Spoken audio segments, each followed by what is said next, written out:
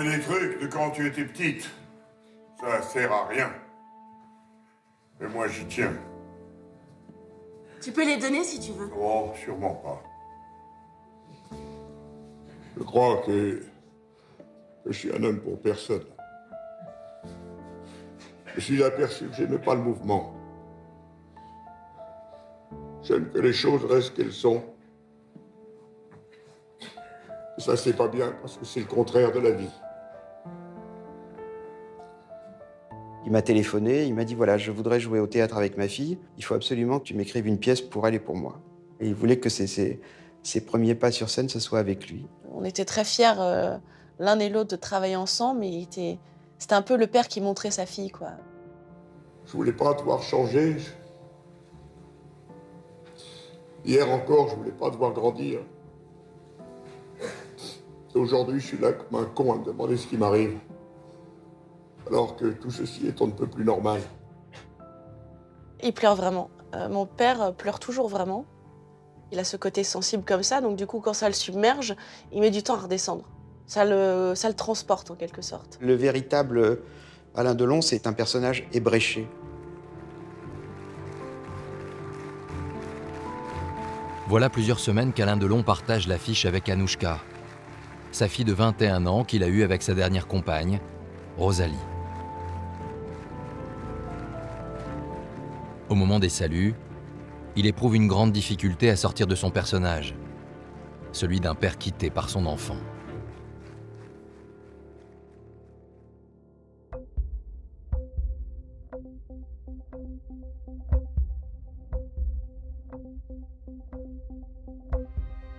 Il regroupe ses affaires et il part. Vraiment, on n'a même pas le temps de lui dire au revoir. Des fois, tu le vois pas, t'es dans ta loge et il est parti. Hein. On l'appelait Speedy Gonzales au théâtre. Non mais c'est vrai, quoi. Au bout de 10 minutes, il est parti.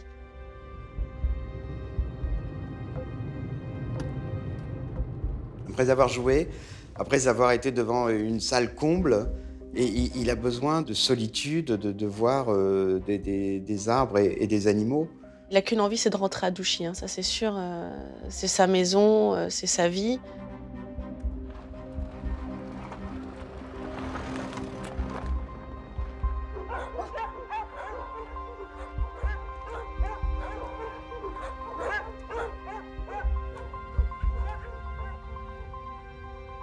C'est impressionnant quand on arrive la nuit. Hein. Faut aimer la campagne, faut aimer le noir, faut aimer le rien.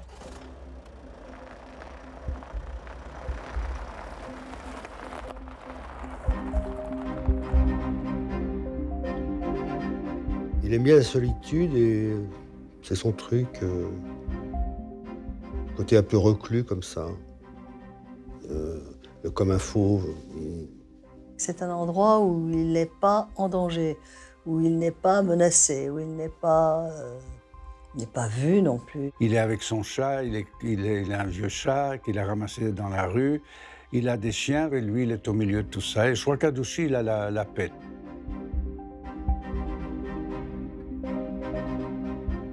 Je lui ai plusieurs fois dit Alain, un jour, si ça vous chante, je viendrai vous voir à Douchy, on prendra une tasse de thé ensemble, on se racontera des conneries. Il m'a dit oui, j'y penserai, Patrice, mais il m'a jamais fait signe pour ça. Même si je crois qu'il m'aime bien, c'est pas très commode d'entrebâiller la porte de la solitude.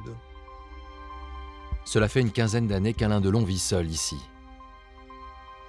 Reclus dans ce domaine acheté dans les années 70, où les ombres du passé hantent les murs. Il y a un couloir particulier à Douchy où il y a toutes ces photos de tournage, des photos inédites, les gens qu'il a rencontrés. Il y a des photos avec Gabin, à table.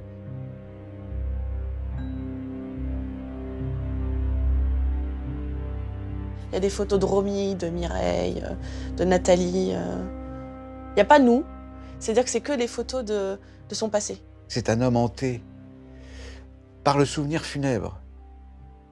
Le souvenir des gens qu'il a aimés, qui ne sont plus. Le souvenir d'un cinéma français qui n'est plus. Il y a quelque chose à Douchy de l'ordre du mausolée.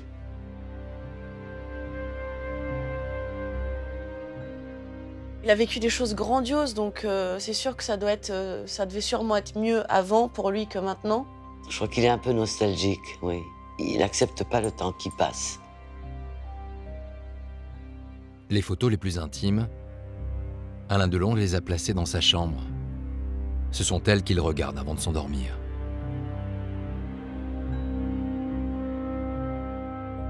Il y a une photo de lui, quand il est tout bébé, dans cette bassine en zinc avec sa mère. Et des choses plus personnelles comme des petits objets, une croix que sa mère lui a offerte.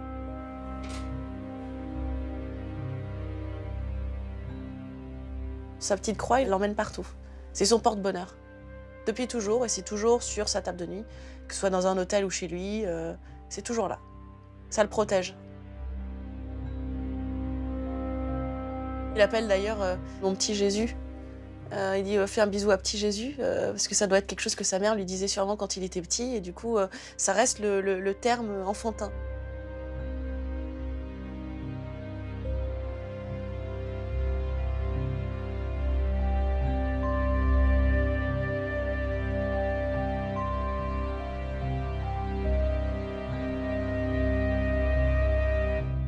Ils sont tous là, ancrés dans l'inconscient collectif. Rocco, le guépard, Monsieur Klein, les deux corps enlacés de la piscine. Pour nous, des films, des images, un plaisir de voir et revoir ces instants. Et pour lui, des souvenirs. Tellement de souvenirs qui résonnent à l'aune du temps qui passe. Alain Delon, l'icône, l'un des derniers représentants d'un cinéma flamboyant, a choisi de s'exfiltrer du monde d'aujourd'hui. À quelques kilomètres de Paris, Douchy, sa propriété, ses chiens et cette solitude entrecoupée de quelques parenthèses rares. Pour comprendre ce qu'il s'est passé, comment tout cela a commencé et s'est arrêté aussi de manière violente, il faut reprendre un à un les chapitres de son histoire. L'enfance déchirée, la fascination pour le milieu et son code d'honneur, les maîtres, Visconti, Melville, et puis les femmes, bien sûr. Avant de les voir tous partir, les uns après les autres, rien au départ n'était écrit pour qu'il les rencontre, rien ne le prédisposait à devenir acteur. Revenons donc tout d'abord au milieu des années 50, à 21 ans. Le voilà de retour d'une expérience qui aura duré 2 ans et l'aura profondément marqué, la guerre d'Indochine. Il en veut à ses parents de l'avoir laissé partir là-bas. Alors il ne va pas les prévenir de son retour. Il se dit qu'il s'en sortira sans eux. En arrivant à Paris, Alain Delon s'installe à Pigalle. Pour survivre, il multiplie les petits boulots. Garçon de café ou encore manutentionnaire aux halles. Jusqu'au jour où, en suivant un ami, il découvre un coin de la ville dont il ignorait l'existence, Saint-Germain-des-Prés. Dans ce quartier, il y a les musiciens, il y a des explorateurs, il y a des peintres, il y a des metteurs en scène, il y a des comédiens. Enfin, c'est un monde artistique sensationnel. On arrivait le soir et on s'asseyait à une table et puis ça se passait comme ça, on se parlait cinéma. Tout ça, ça brille, hein, pour un petit jeune homme. Il était tout content d'être là, lui. Un jeune homme qui ne tarde pas à faire de Saint-Germain son repère. Dans les bars à la mode, il a ses habitudes et ses amis apprentis comédiens. Il y avait Rochefort, il y avait Marielle, il y avait Belmondo. Ils étaient tous au conservatoire à la même époque. Ce sont des univers différents, Belmondo et Delon. On a le fils de bourgeois qui a suivi des cours au conservatoire, et puis d'un autre côté, on a l'autodidacte, fils de commerçant de banlieue. Mais tout de suite, il y a cette compréhension de deux têtes brûlées, de deux garçons qui en veulent. Au conservatoire, Jean-Paul Belmondo n'a pas la tête de l'emploi. Alain Delon, lui, n'a pas les clés de ce métier, mais il a le charme et le sens du contact. Une amie me dit, il y a un jeune homme qui est au bistrot en face qui voudrait te voir. Elle me dit un nom que je connais pas. Je lui dis, je connais pas, il n'y a aucune raison d'y aller. Le lendemain, la même chose. Brigitte Aubert est une actrice en vogue. Elle a tourné dans La main au collet sous la direction d'Alfred Hitchcock. Alors quand même, j'y vais. Je veux voir quelle est cette personne qui veut me voir. Je vois un petit jeune homme charmant qui était à une table, avec au moins 3 bières devant lui, qui m'avait l'air un peu éméché.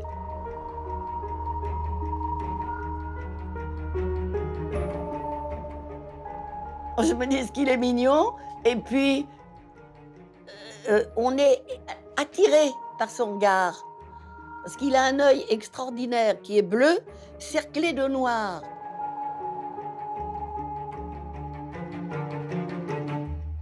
dit, vous voulez boire quelque chose? Je dis non. Et puis vous non plus, ça suffit. Maintenant, il faut aller vous coucher. Alors, où habitez-vous? Il me dit nulle part. Je lui dis, venez à la maison, vous dormirez dans un lit, puis bon. Puis, qu'est-ce qui s'est passé dans la nuit? Il est venu me rejoindre. Cette première nuit marque le début d'une relation amoureuse entre la comédienne et celui qui rêve de devenir quelqu'un. Et Brigitte Aubert va jouer auprès de lui un rôle de guide. Je lui ai fait prendre des cours de comédie parce que je me disais, il va mal tourner, enfin tout ça. Bon, alors je l'ai mis dans les mains d'une amie qui était professeure de comédie. Elle m'a dit, écoute, c'est même pas la peine qu'il apprenne. Avec la gueule qu'il a, les yeux qu'il a, bon, bah, il a qu'à aller devant n'importe quelle caméra, puis ça marchera.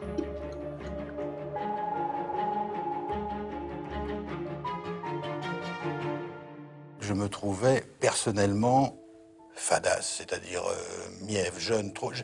Je me trouvais pas assez physiquement viril. Il y avait un décalage entre mon physique, duquel je n'étais pas responsable, et ce qu'il y avait vraiment à l'intérieur de moi. Et cette part de lui-même, plus sombre, c'est précisément ce qu'a perçu sa compagne en vivant à ses côtés. Nous n'avions pas du tout la même mentalité. Ses copains, c'était un peu des petits voyous. Moi, alors, ça me débecte totalement. C'est ça qui l'excitait. Aller passer des frontières en douce, passer du tabac, des machins et tout ça.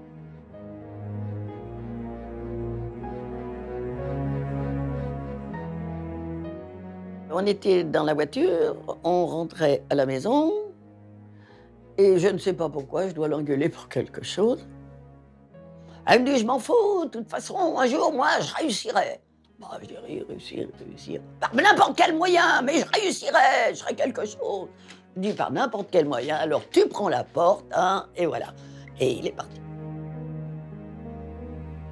La rupture est sans appel. Mais la promesse de réussite n'est pas loin de se réaliser. Alain réussit à décrocher des petits rôles au cinéma. Et un réalisateur lui a même demandé de passer un casting pour un premier rôle. Les essais d'Alain ont été les meilleurs, non seulement au point de vue photogénie, il était beau comme un dieu, mais ensuite, comme acteur, il s'en est très très bien sorti. Et c'est bien lui qui va être choisi pour être le partenaire d'une actrice prestigieuse. Bien avant le tournage, la production veut mettre en scène leur rencontre. La presse a été convoquée le 10 avril à l'aéroport d'Orly. Il porte une cravate, il est bien coiffé, vraiment l'impression qu'il a mis, vous savez, la brillantine qu'on mettait sur les cheveux à l'époque. Il fait exactement ce qu'on lui a demandé de faire. C'est pas le bad boy, c'est pas le voyou, c'est tout sauf Alain Delon. Les journalistes ne sont évidemment pas là pour lui. Ils attendent l'héroïne de Sissi, la star allemande du moment, qui n'a pas encore 20 ans. Son nom, Romy Schneider. Qu'est-ce que vous avez l'intention de faire Now à Paris? I'm only a few days here, only private, and 10th June my picture Christine begins. Mais l'entente cordiale que laissait présupposer cette photo n'est pas vraiment au rendez-vous lorsque le tournage du film Christine est lancé. Dès le début, il ne pouvait pas la piffer. Il y avait une telle différence entre eux de caractère. Il se sentait très inférieur, lui, qui était pas très bien élevé, à côté d'une petite bourgeoise très polissée. Les premiers temps, ça a été très dur. Alain Delon ne cherche pas à faire connaissance avec Romy. Les relations qu'il entretient avec les autres comédiens du film, Jean-Claude Brialy et Sophie Grimaldi, lui suffisent. C'est avec eux qu'il a pris l'habitude de partir pour de longues virées nocturnes. La voiture, on l'a quand même fichue en l'air au bout de 3 jours. Alain, un jeune fou, on s'amusait bien sûr. On n'a pas vu, c'était la nuit, des lignes de tramway qui étaient fermées. Et on fonce là-dedans et pouf, dans les travaux. Les barrières à droite à gauche, la voiture décapotable un peu abîmée, et surtout, elle était sur les rails de tramway, elle ne bougeait plus. Au petit matin, les techniciens attendent toujours les comédiens. La production convoque aussitôt le réalisateur. Le producteur m'a dit « Vous me les remplacez ». J'ai dit « C'est pas possible, c'est moi qui les ai engagés. Comme ça, je ne peux pas. » Ah, mais dans ce cas-là, vous aurez une semaine de tournage de moins à Vienne. Le réalisateur a sauvé la tête d'Alain Delon et de ses camarades. Et à Vienne, justement, celui qui agaçait tant Romy Schneider va finir par trouver grâce à ses yeux. Ce qui lui plaît par-dessus tout, c'est le garçon un peu sauvage, un peu rebelle. Et c'est ce type d'homme qui l'attire. Cette espèce de liberté, ça l'époustouflait. Et c'est ce qui a fasciné Romy, qui était en admiration devant ce garçon. Cet intérêt soudain que manifeste Romy à son égard ne laisse pas Alain Delon insensible non plus. Eux qui se trouvaient si différents socialement, partagent en fait des fragilités communes. Une enfance solitaire, marquée par l'absence du père. Derrière sa caméra, le réalisateur va être le premier témoin de ce rapprochement. C'est dans le parc où je tournais à Vienne. Il y a une scène de baiser. Et là, j'ai senti qu'il y avait quelque chose. C'était pas un baiser de cinéma, ça devenait quelque chose de très... Ça devenait vrai. Vous savez. France! Christine! Je jure! De t'aimer! Pour l'éternité! Ne ris pas, France. Tu entends cette rumeur? Ce sont tous les serments d'amour qu'on a criés dans le vent avant nous. L'écho ne les oublie jamais. Seulement, il n'y a que les vrais amoureux qui les entendent.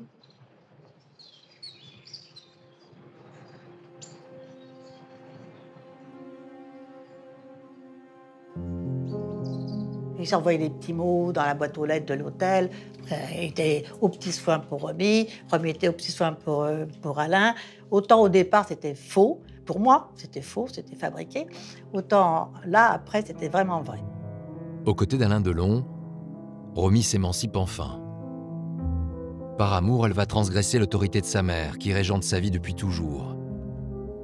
Après le tournage de Christine, elle a fait le choix de ne pas rentrer en Allemagne. Dans sa petite voiture décapotable, il va lui faire parcourir Paris la nuit. Delon adore la nuit. Pour Romy Schneider, c'est une aventure incroyable. La liberté, l'alcool, les boîtes, les cinémas.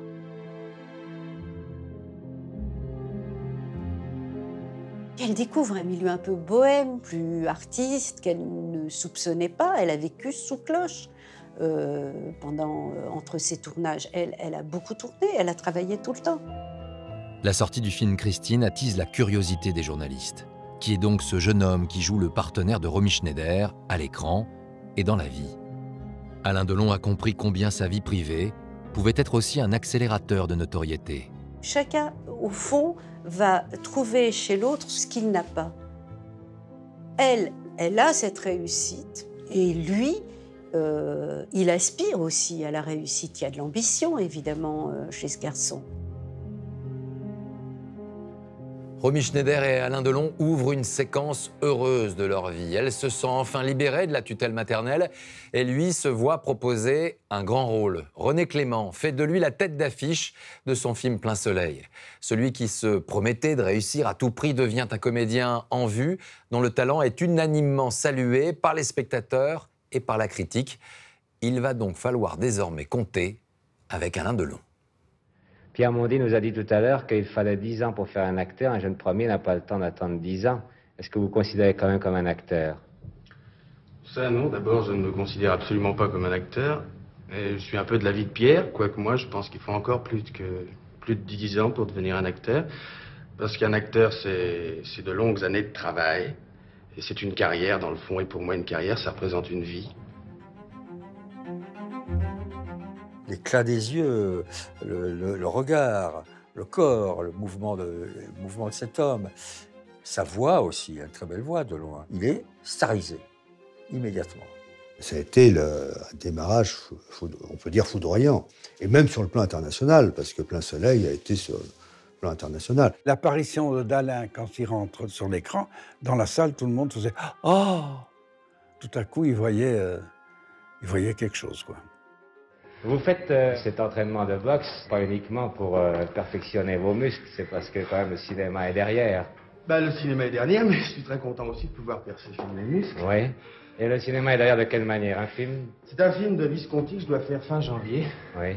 C'est un film justement où j'ai le rôle d'un boxeur dedans. Oui, bah, j'espère, ça tombe bien. Oui. En rencontrant l'acteur français, Luchino Visconti, le célèbre réalisateur italien, a eu un coup de foudre. Il a immédiatement vu en Delon le héros de son prochain film, Rocco, un boxeur à la fois viril et sensible. Luchino Visconti est profondément amoureux de l'image que renvoie Delon dès qu'il le voit. Visconti aimait beaucoup Alain Delon. Alain Delon fait tourner la tête de toutes les filles, mais il fait aussi tourner la tête de certains garçons. Visconti, c'était vraiment un metteur en scène assez... Hein, il te disait tout ce que tu devais faire et tout ça. Tout devait être précis, quoi. Visconti était le dieu d'Alain. On peut dire qu'il a vraiment façonné Alain. Avec ce rôle de Rocco, le metteur en scène fait émerger une fragilité, de la beauté brute et de la violence contenue de son comédien.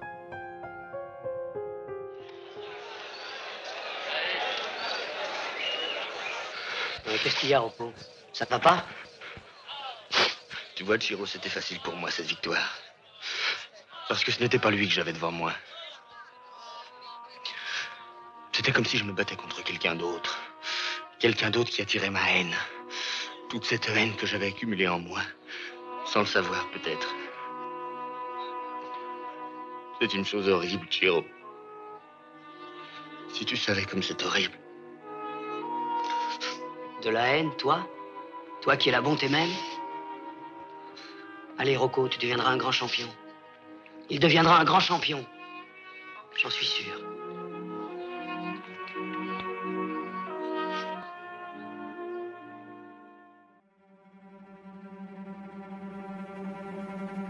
Rocco et ses frères marquent le début d'une longue histoire entre Alain Delon et ce Pygmalion. Luchino Visconti le magnifie et lui offre la base solide d'une carrière très prometteuse.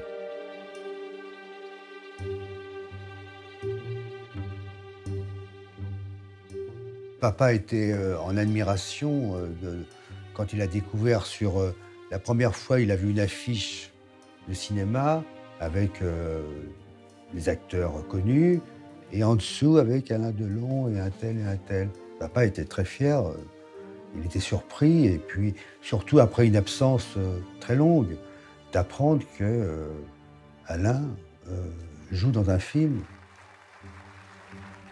Depuis son retour d'Indochine, le comédien n'a pas repris contact avec sa famille. L'un des siens va toutefois franchir le pas à l'occasion d'une première au théâtre. Cela fait 5 ans qu'il n'a pas vu son frère. J'étais le premier à le voir dans sa loge après. J'étais impressionné. J'avais 12 ans. Et je l'ai vouvoyé. C'est quand même incroyable, vous voyez, mais enfin bon. Et je lui dis, vous ne me reconnaissez pas? Il me dit, non, il me voit, non, je suis Titi. Mais t'es Titi? Ah oui, alors donc il était très, très ému, je veux dire, de me voir. Et puis je lui dis, tu sais, papa aimerait bien te voir. Ces retrouvailles inattendues pourraient donner l'occasion à Alain de renouer avec son père. Seulement, en a-t-il vraiment envie? Il me répond, tu sais, il y a des choses que tu ne peux pas comprendre. Et après que j'ai compris, je veux dire, la séparation, se sentir abandonné, il en voulait à ses parents, et je comprends très bien qu'il en voulait à ses parents.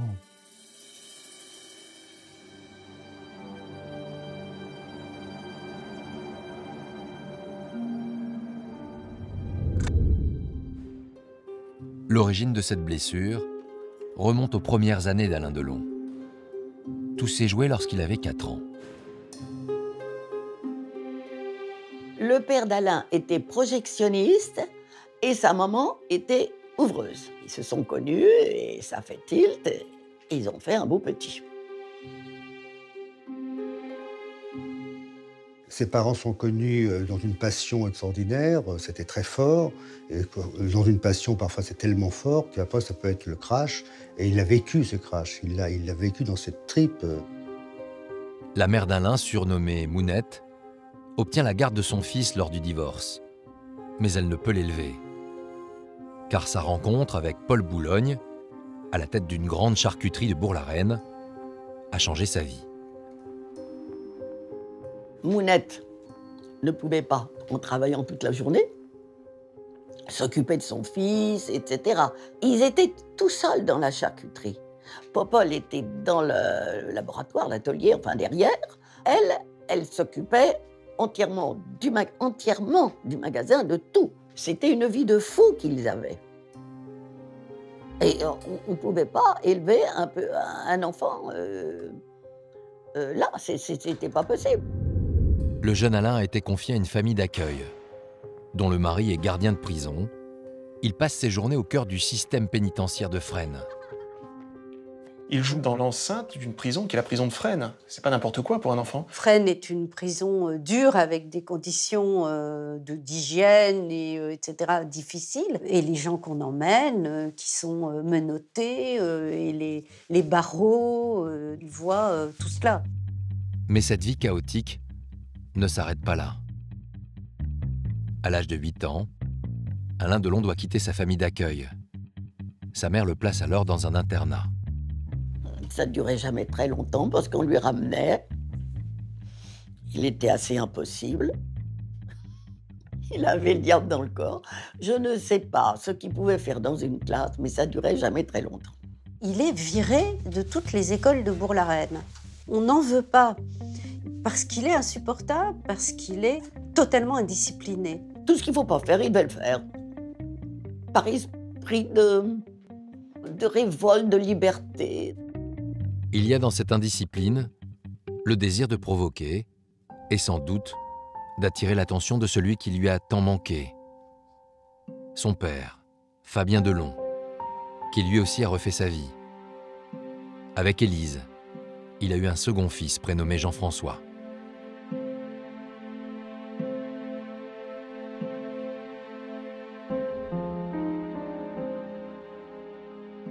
Mon père avait sa petite caméra, 9,5, après 8 mm, par un Super 8, il adorait filmer.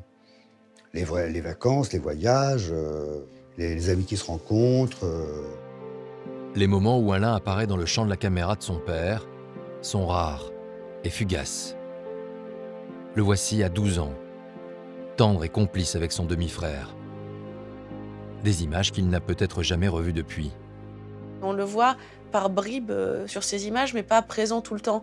Et ça illustre bien le fait qu'il était jamais là et assez solitaire et à part.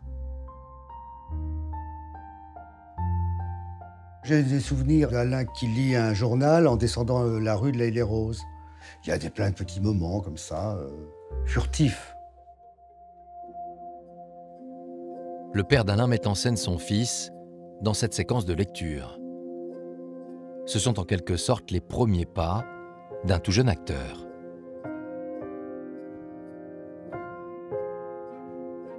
Je me souviendrai toujours d'un moment où, dans la maison, il me dit « Regarde ce que je sais faire ». Alors il prend une allumette, il l'allume, et puis hop, il la prend dans sa bouche, il avale la flamme. Alors j'étais impressionné par ça. Et je lui dis, bah, tiens, tu peux me le refaire? Ouais, oui, bien sûr, voilà.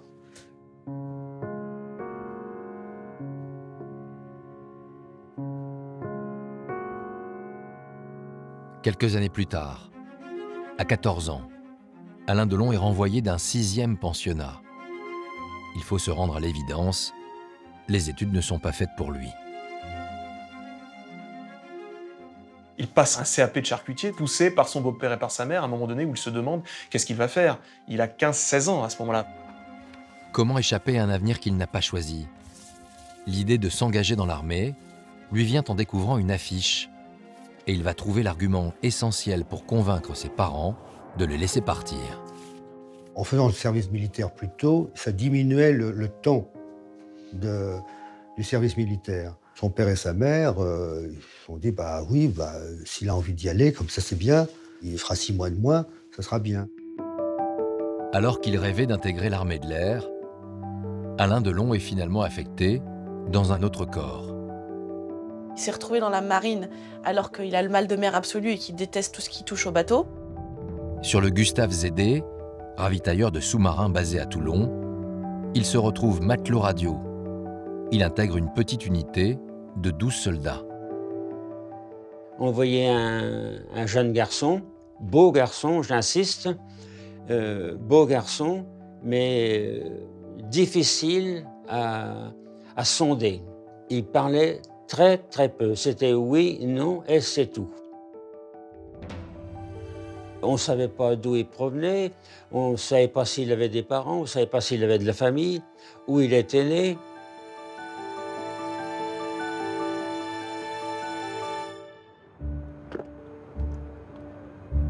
Ce caractère mystérieux se prolonge les soirs de permission, lorsque le jeune matelot disparaît dans les lueurs du port de Toulon. Il sortait toujours tout seul. On le trouvait se baladant dans les fêtes foraines. Il aimait bien, et c'est là qu'on le retrouvait, il aimait bien les stands de tir. Mais la fête foraine n'est pas le seul lieu qu'il fréquente. Alain s'aventure également dans un quartier de Toulon qui n'a pas très bonne réputation.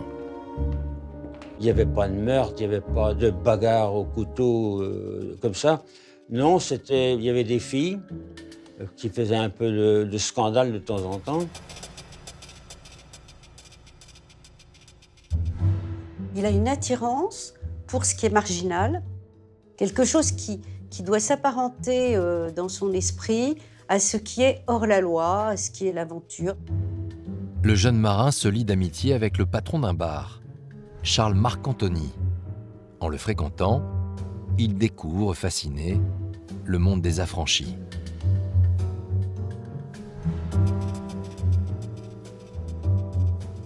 Il retrouve dans la figure du parrain du milieu l'image d'un père bienveillant et d'un père qui véhicule des valeurs antiques que sont la parole donnée, la fidélité en amitié et la loi du silence.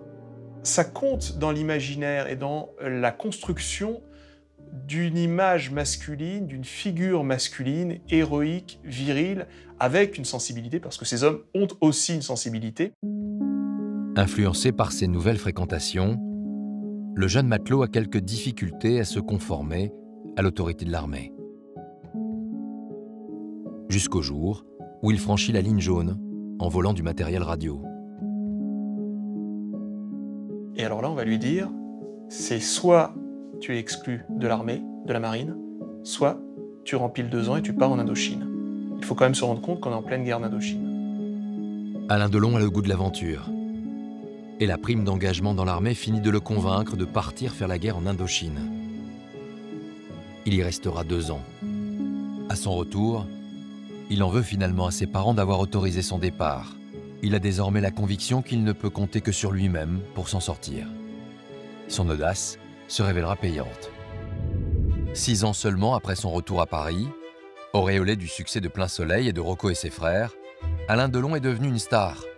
Et en 1962, c'est naturellement lui qui attire tous les regards au Festival de Cannes, éclipsant sa compagne, Romy Schneider. Alain Delon, la première chose que nos téléspectateurs remarquent en même temps que moi, c'est que vous laissez pousser la barbe. Oui. C'est pour plaire à Romy Schneider qui est à côté de vous ou c'est pour des besoins? Ça n'est pas pour plaire à Romy Schneider, ça n'est pas pour faire un genre non plus, c'est pour les besoins d'un film, pour les besoins de mon prochain film que je commence dans 8 jours, qui s'appelle Le Guépard, que je vais tourner en Sicile, qui sera dirigé par Luchino Visconti avec Burt Lancaster et Claudia Cardinal. Delon ne cesse de parler de Luca, puisque c'est le surnom qu'il a donné à Visconti, à Romy, et Romy lui dit « mais tu m'embêtes avec ton Visconti ». Elle aurait pu être jalouse de Claudia Cardinal. Elle est jalouse de Visconti. Avec un merveilleux instinct, une belle intelligence, Romy Schneider comprend que ses rivales seront des rivaux. C'est une grande joie pour vous de retrouver Visconti. Hein? C'est toujours été une grande joie pour moi de le retrouver. C'est une fille extrêmement angoissée, très possessive. Elle dit, pour la première fois, je me suis retrouvée jalouse du succès d'Alain. Que pense Romy Schneider de la barbe de Alain Delon? Oh, je le préfère sans, mais c'est Ah assez bon? joli. Nous sommes certains qu'il ne la gardera pas après le film. Non, de toute façon, c'est pour 8 jours, elle partira dans 15. Ah bon? Pour les premières scènes du film. Au moment où la carrière d'Alain Delon décolle, celle de Romy, en revanche, connaît un coup d'arrêt. Et cela n'est pas sans conséquence sur leur couple, d'autant qu'une autre femme est entrée dans la vie du Guépard. Elle s'appelle Nathalie. Oui, allez-y, ça se fait en attendant. Hey. Voilà. Voilà.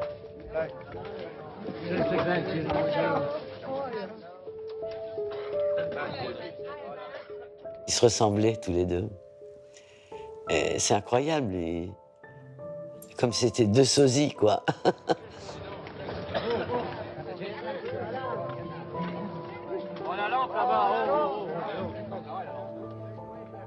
Il trouve en Nathalie son double féminin, avec la même insolence, la même liberté, le même non-respect des convenances. C'est comme si là, il y avait une sorte de possibilité, d'éternité. Quelque chose, dans le fond, qui aurait pu traverser le temps. Plus sûrement qu'avec Romy Schneider ou les autres femmes de sa vie. Signe de ce changement, Nathalie est la première femme à qui il propose de l'épouser. Nat! Nat! Elle est également celle qui fait de lui un père, à 28 ans. En septembre 1964, est né Anthony. Devenir père pour lui est un risque. Être le père, c'est la terreur d'être son père, d'être un mauvais père. Il a toujours ce truc en lui, cet héritage de l'abandon. L'abandon. Cette naissance va toutefois donner l'occasion à l'acteur de solder les blessures du passé. Il était heureux de l'annoncer à sa mère, à son père. Ça a fait très très plaisir à papa de se sentir ce grand-père. Et c'était un moment formidable. La fierté et le bonheur des grands-parents se lisent sur leur visage le 1er mai 1966. Ce jour-là, le baptême d'Anthony est organisé à Tancroux, la maison de campagne de l'acteur, aux environs de Paris.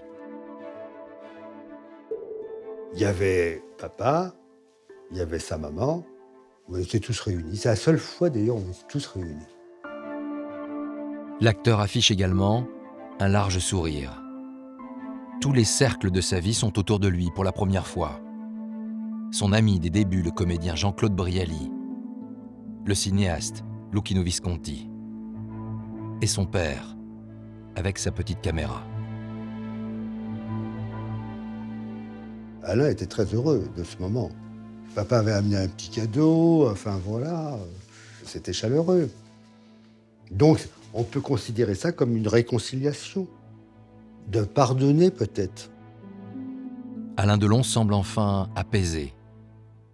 Mais le bonheur familial qu'il a construit avec Nathalie ne va pas résister à l'épreuve du temps. 2 ans plus tard, ils finissent par se séparer. C'est très difficile d'aimer lorsqu'on est un passionné parce que c'est les extrêmes, c'est toujours à fond. On est très possessif, on veut tout, on donne tout, on est d'une générosité extrême, on étouffe. Moi, j'aurais tendance à étouffer par mon amour intransigeant et c'est très très dur d'être un passionné et d'aimer et je crois que c'est très difficile d'être aimé par un homme de passion.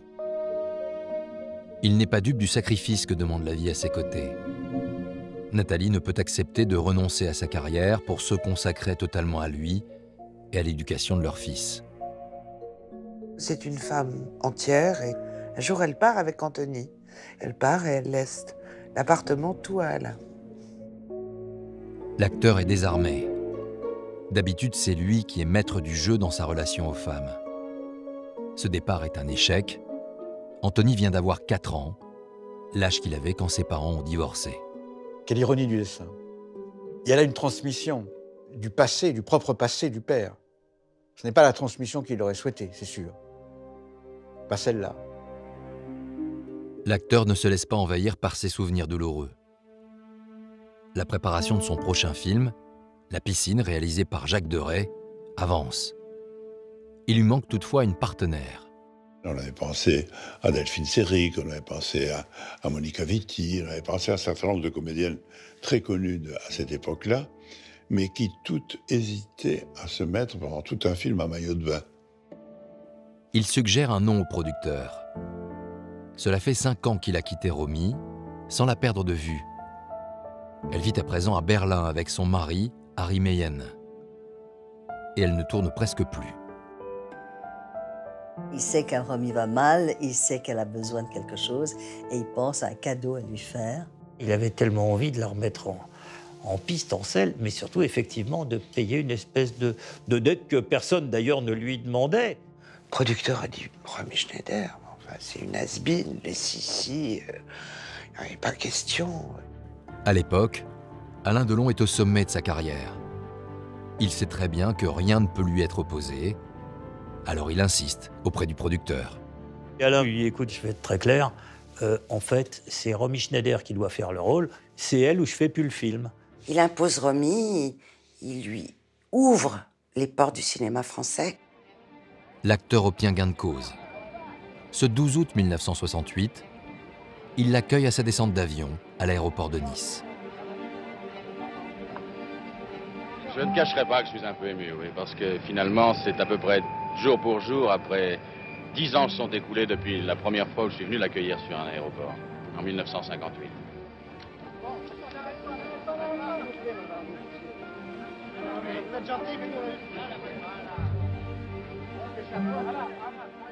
Ils sont fous de bonheur, parce qu'ils revivent peut-être ce qui a été le meilleur de leur vie. La première fois qu'ils se sont rencontrés.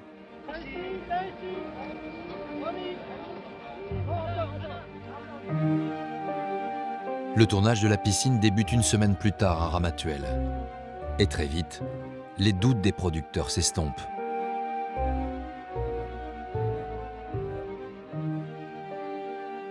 Jacques m'a toujours raconté qu'au premier regard, il a su que Romy était vraiment la compagne de Delon pour La piscine.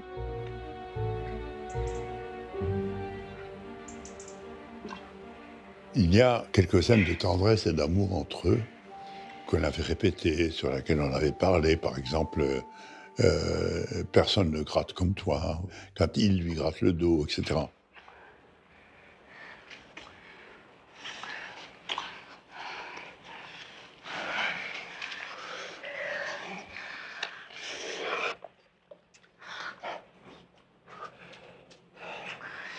Gratte-moi le dos.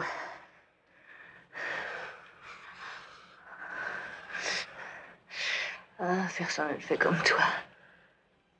On tenait à ce qu'il y ait quelque chose de très intime, et presque de secret entre eux.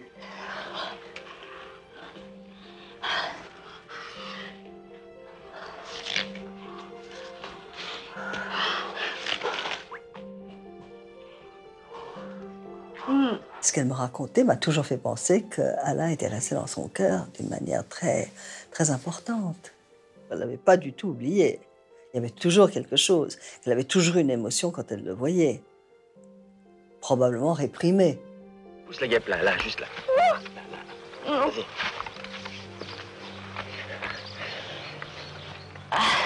Voilà, tu as beau, ça va là? Oui.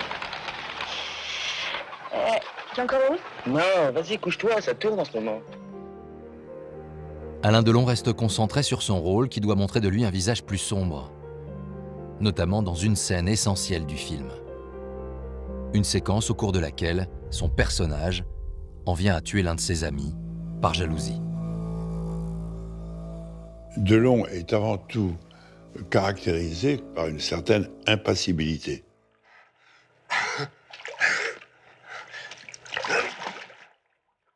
Il peut être comme ça, ne pas bouger, tout à coup se lever et faire quelque chose de très brutal, comme certains fauves qui peuvent tout à coup paraissent endormis, paraissent engourdis, et tout à coup bondissent et sautent sur leur proie.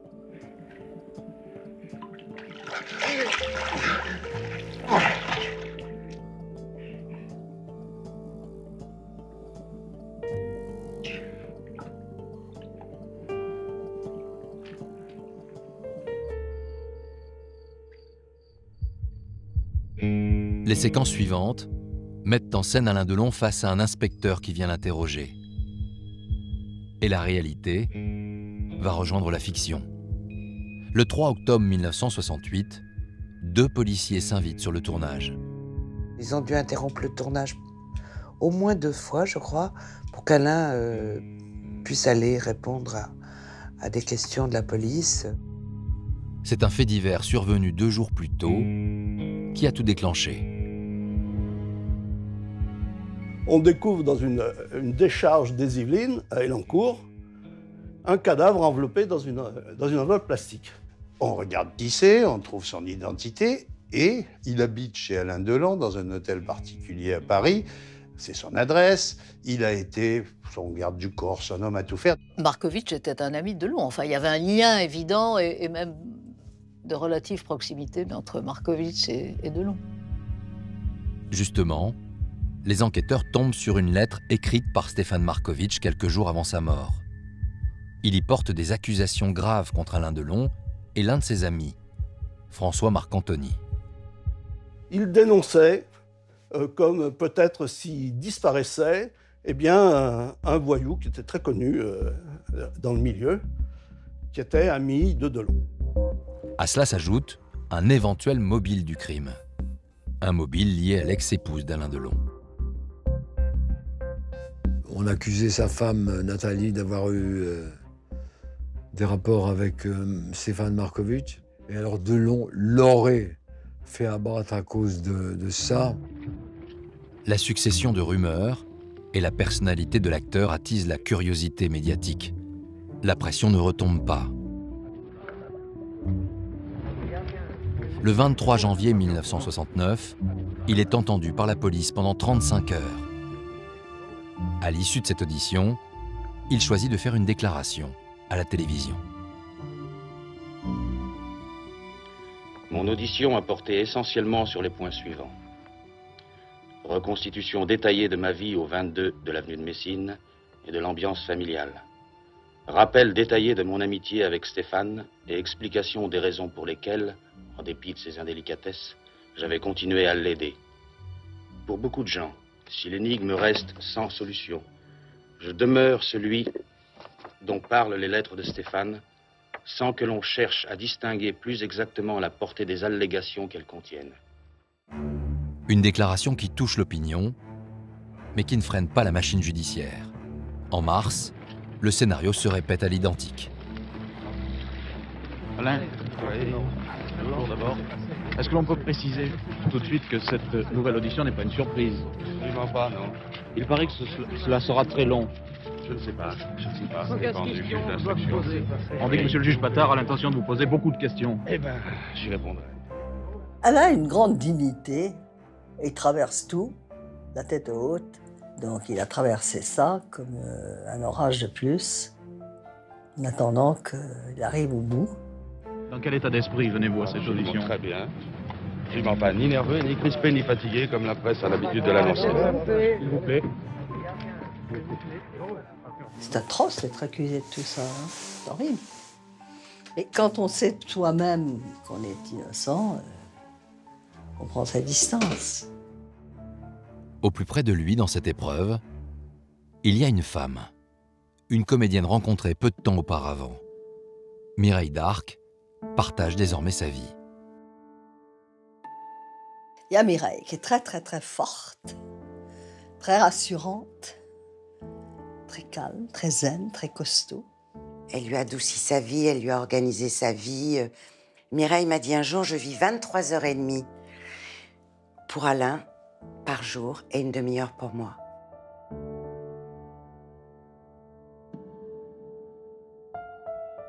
C'est parce que Mireille d'Arc va être à ses côtés, d'une patience et d'un dévouement absolu, que Delon va s'attacher fortement à ce qui au départ n'était peut-être qu'un coup de cœur parmi d'autres. Quand un homme est attaqué, il faut qu'il ait à côté de lui une femme forte et aimante.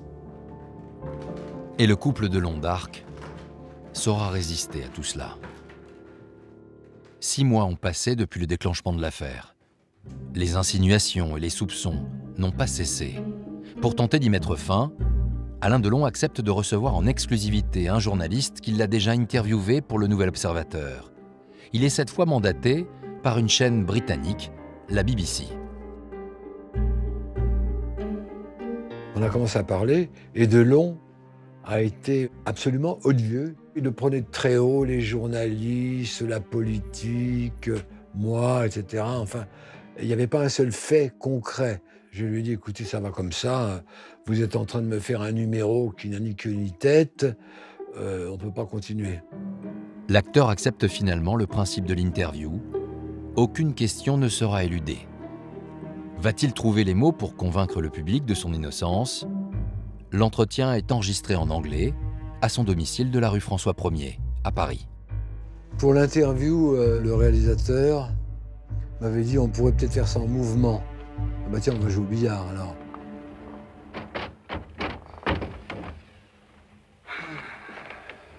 Well, I'm just coming back with 48 hours of questioning.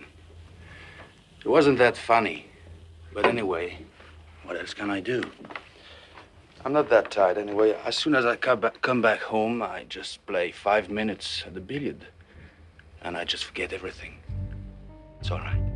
Dans le contrôle de lui-même, hein, Delon, ça me paraît évident. Dans n'importe quelle circonstance, il saurait se mettre en scène.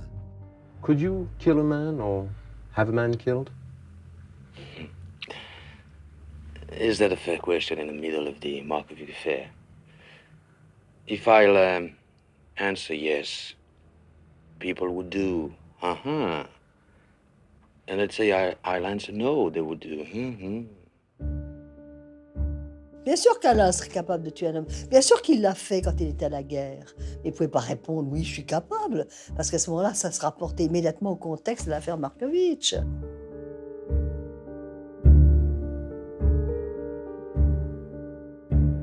Est-ce que dans l'affaire Markovic, il a fait semblant? Je ne sais pas. Je ne sais pas du tout.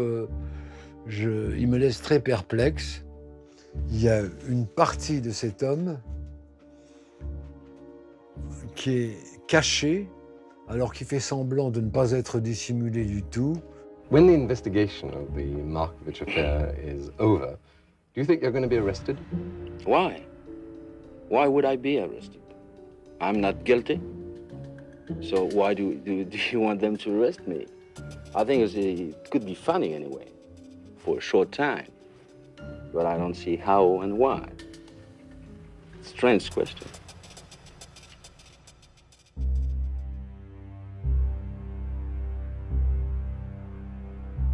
Sept années d'enquête n'auront pas élucidé le meurtre de Stéphane Markovic. En 1975, François Marcantoni, seul inculpé dans cette affaire de complicité d'assassinat, obtiendra un non-lieu. Alain Delon sera lui aussi totalement blanchi.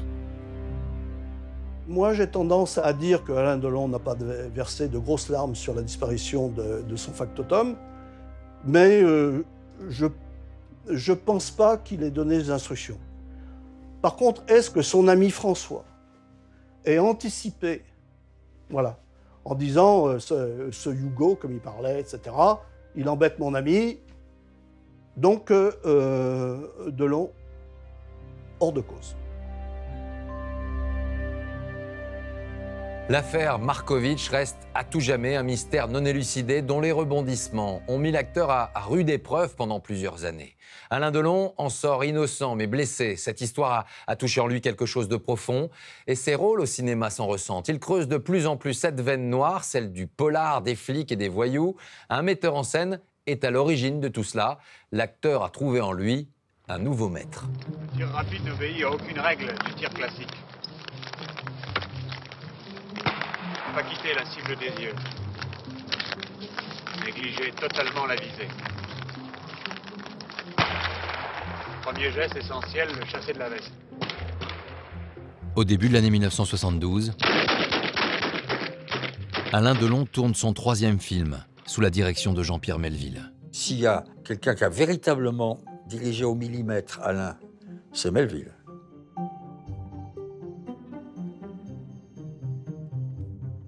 Melville souhaitait, amoureux et maniaque total qu'il était du détail, pouvoir donner toutes les indications à son personnage.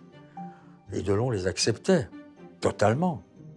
Car l'acteur mesure combien ce réalisateur est en train de lui façonner une nouvelle apparence, plus mystérieuse, plus trouble.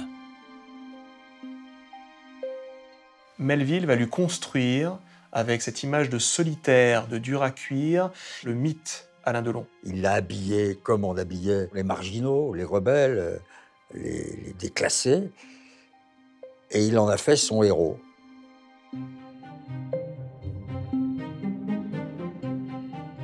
Vous avez affaire à deux hommes qui, au fond, aiment la même chose, la nuit, l'inattendu, la violence. Ils ont la même fascination pour le milieu, parce que les personnages du milieu sont des personnages extrêmes, mais il y a aussi le code de l'honneur et la fascination de la mort. Simon. Bouge pas, Simon.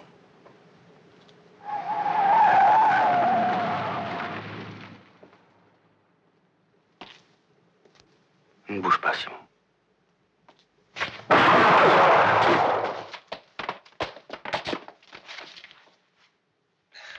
Pas d'armes.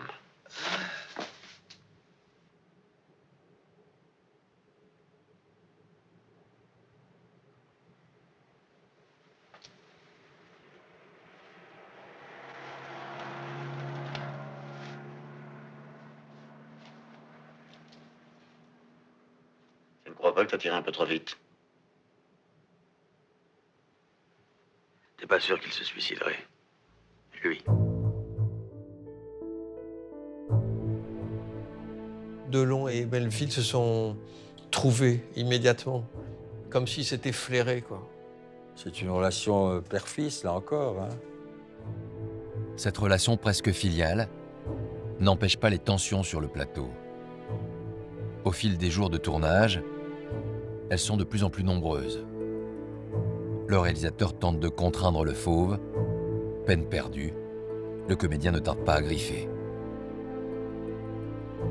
Delon est dans sa loge et dit « Mais moi, je devais tourner dès le début, je dois partir et je vais être en retard si je ne tourne pas. Demandez à Melville qu'on puisse tourner. » Et Melville s'obstine et dit « Je termine, Monsieur Delon attendra et on fera son plan après. » C'est grotesque, c'est ridicule, c'est enfantin, c'est infantile. Mais ce sont des enfants. Ce jour-là, ils se sont butés tous les deux et, à vrai dire, ils se sont fâchés. Alain Delon est depuis toujours un animal sauvage, qui a besoin de se sentir libre. En quittant le plateau à la fin du tournage, il rompt une collaboration qui lui a offert quelques-uns de ses plus grands rôles, avec Le Samouraï et Le Cercle Rouge. 10 mois plus tard, Jean-Pierre Melville vit mal l'échec relatif du film Un flic et cette brouille qui dure avec Alain Delon.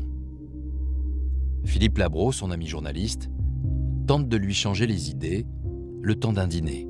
On discute de tout. On aimait se chiner, comme on dit. On aimait rigoler ensemble, faire les imbéciles. Et moi, je ne sais plus quelle bêtise je profère. Et Jean-Pierre se met à rire. Et puis le problème, c'est que ce rire devient un râle. Et je m'aperçois qu'il est en train d'avoir, je sais pas moi, une attaque.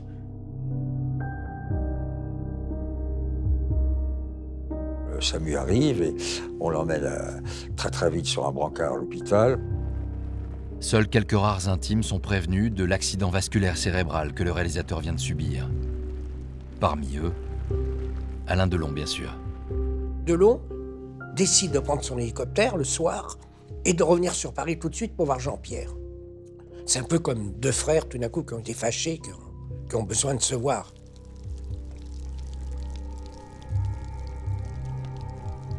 On lui annonce à ce moment-là qu'il ne peut pas traverser la France en hélicoptère, il y a des orages partout, c'est trop dangereux.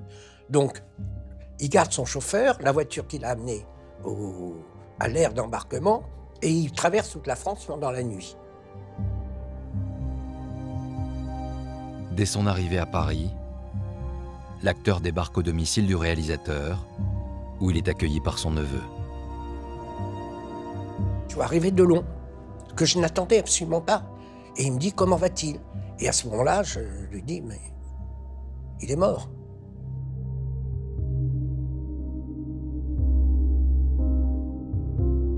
Et Delon s'effondre, mais s'effondre. Je me souviendrai toujours de cette image, il tombe en bas des escaliers. Et même pendant un certain moment, il y a des gens qui arrivaient, des gens très proches, qui enjambaient presque Delon, qui restaient là, complètement prostrés. Ça a été terrible pour Alain parce qu'il était complètement fou d'apprendre cette nouvelle. Il en a, je pense, beaucoup souffert.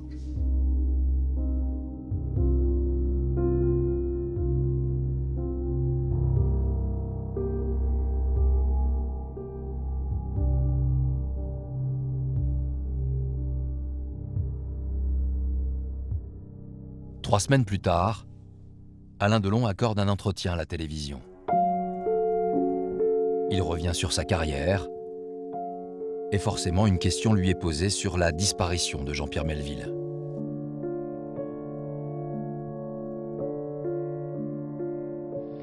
Je crois que plus qu'une rencontre entre Jean-Pierre et moi, à ce stade, il s'agit pratiquement d'une communion, d'un mariage, entre le metteur en scène Melville, l'auteur Melville et l'acteur Delon, l'interprète Delon. À la vue de ces trois films que nous avons fait ensemble, je crois qu'il s'est produit une espèce d'effet de saturation entre Jean-Pierre et moi, que tout a à peu près été dit sur Melville Delon, et tout a été transmis aux spectateurs. Donc je pense que maintenant, pour l'un comme pour l'autre, il est bon de prendre un certain recul. C'est une période d'écoulement passée, comme pour lui comme pour moi. Il évoque au présent et ensuite au futur son travail avec Melville. C'est un déni, mais c'est un déni, disons, pas négatif, c'est un déni fort, affirmatif. Il est là. Il a besoin, de son côté, de travailler avec d'autres acteurs, de renouveler sa création, et moi-même d'aller travailler ailleurs. Et je crois que dans quelques temps, peut-être dans quelques mois ou dans quelques années, à ce moment-là, j'espère et je pense que nous nous retrouverons et que nous aurons encore beaucoup de choses à faire, très belles et très importantes pour le spectateur.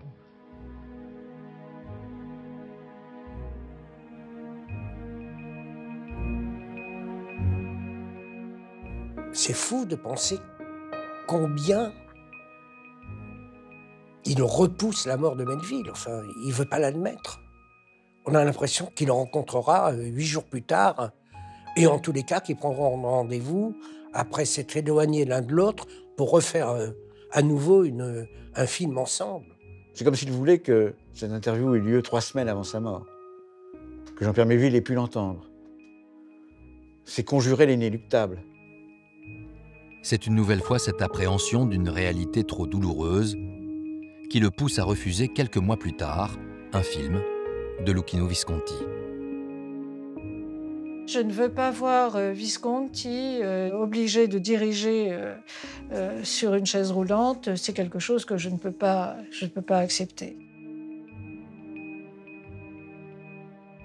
Il ne supporte pas de voir celui qui a été un père, un modèle, il ne supporte pas de le voir diminuer. 2 ans après Jean-Pierre Melville, Visconti s'éteint à son tour, le 17 mars 1976. Avec la disparition de celui qui l'avait fait naître au cinéma, c'est une page de plus qui se tourne. Il disait souvent Dieu qu'il me manque. Dieu qu'il me manque, tous ceux qui m'ont construit, qui m'ont porté. Et moi j'ajoute, et qui ont fabriqué sa légende. Il pense non pas que le cinéma est fini, mais que le cinéma est fini pour lui. C'est-à-dire qu'il est un peu comme un orphelin qui ne sait plus très bien à quelle branche se raccrocher. L'acteur ne met pas fin à sa carrière. Il continue d'accepter des rôles, mais sans réelle conviction. Il n'a plus envie de se laisser guider par un metteur en scène.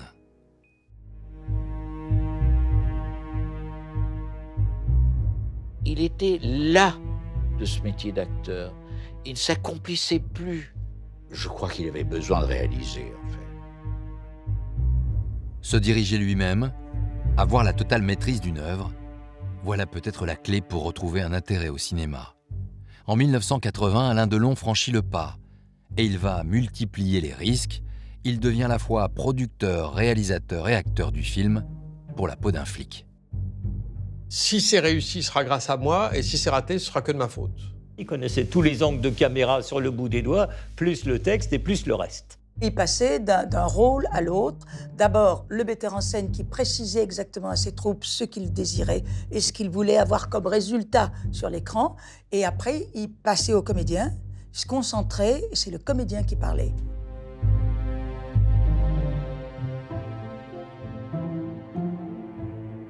Il avait une espèce de regard universel et circulaire de tout.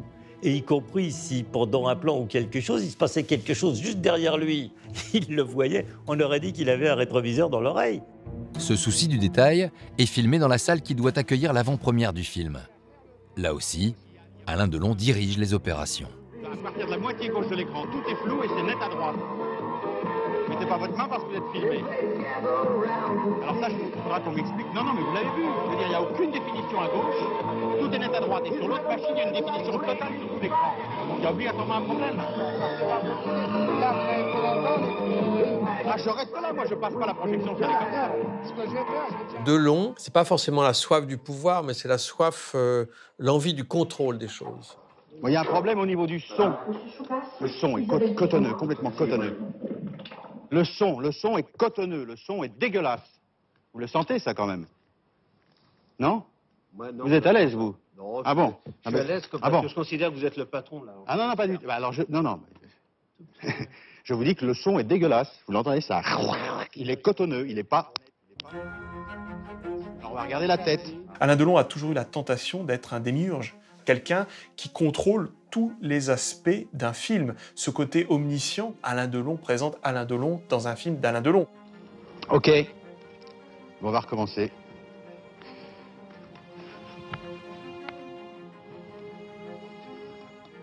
Le cinéaste sera-t-il à la hauteur de ses maîtres? Ce soir, devant toute la presse, l'acteur va être jugé pour autre chose que son jeu. Il a besoin de se sentir aimé. Il a demandé aux femmes de sa vie de l'entourer. À sa droite, on retrouve Anne Parillot, sa partenaire dans le film et sa compagne dans la vie. À sa gauche, Mireille d'Arc, avec qui il a vécu pendant 10 ans. Alain quitte sans quitter. La preuve. C'est lui qui a quitté Mireille, c'est pas Mireille qui l'a quitté, mais il l'a jamais quitté. Mireille, elle l'accompagnera toute sa vie, il l'accompagnera toute sa vie. D'ailleurs, quand on évoque Alain, on pense à Mireille. Quand on parle à Mireille, on lui demande des nouvelles d'Alain. C'est Bonnie and Clyde pour moi. L'autre femme qui se tient à son bras ce soir-là, c'est Romy Schneider. Elle effectue sa première sortie médiatique après un drame, la mort accidentelle de son fils David, survenue 2 mois plus tôt. Romy ne l'a jamais abandonnée, il ne l'a jamais laissé tomber. Il a toujours été là, près d'elle, et quand elle en avait besoin. Elle en parlait beaucoup, d'ailleurs. Elle me citait Alain tout le temps. Il a cette fidélité de... Quand il a aimé, je crois, une fois quelqu'un, ces personnes restent toujours dans son cœur. Alain Delon est en passe de réussir son double pari. Pour la peau d'un flic est salué par la critique et plébiscité par 2 millions de spectateurs.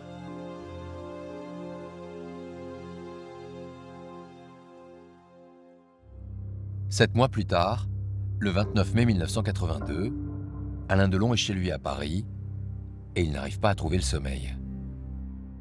À 6h moins 5, qui n'est pas une heure habituelle pour prendre des nouvelles, le téléphone sonne et j'entends la voix d'Alain qui me dit j'ai un mauvais pressentiment, qu'est-ce qui se passe? Je lui dis Romy est partie. La comédienne a été retrouvée sans vie, au petit matin, par son compagnon. Son décès serait lié à une prise excessive de médicaments et d'alcool. On ne pouvait pas sauver Romy. Romy était la victime d'elle-même. Personne ne pouvait la sauver.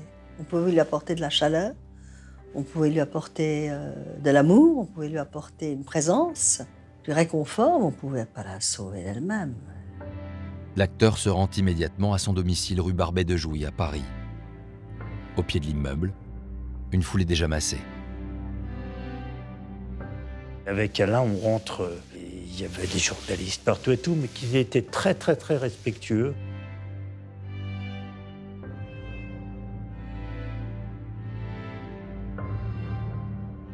Elle est sur son lit dans une robe un peu indienne, comme ça, une longue robe. Et Brialy, qui était à son chevet, enfin qui était près d'elle, s'éclipse et il laisse Delon en tête-à-tête avec elle.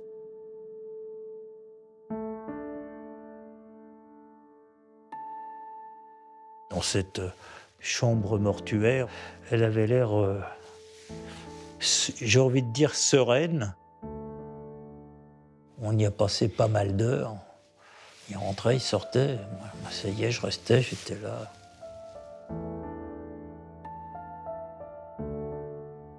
Il était totalement retourné, décomposé et tout. Dans l'appartement, Alain Delon écrit une longue lettre à celle qu'il a profondément aimée. Je te dis adieu, le plus long des adieux, ma pupelée. C'est comme ça que je t'appelais. Ça voulait dire petite poupée en allemand. Je ne regarde pas les fleurs, mais ton visage. Et je pense que tu es belle. Et que jamais peut-être tu n'as été aussi belle. Il manifestait son attachement, sa tristesse, cette façon d'essayer de retenir ce qui partait et qui ne reviendrait pas. Je te regarde dormir. On me dit que tu es morte. Je pense à toi, à moi, à nous. De quoi suis-je coupable? On se pose cette question devant un être que l'on a aimé et que l'on aime toujours. Alain Delon prend 3 photos de Romy Schneider et ces 3 photos, il les garde, il les a toujours dans son portefeuille avec lui.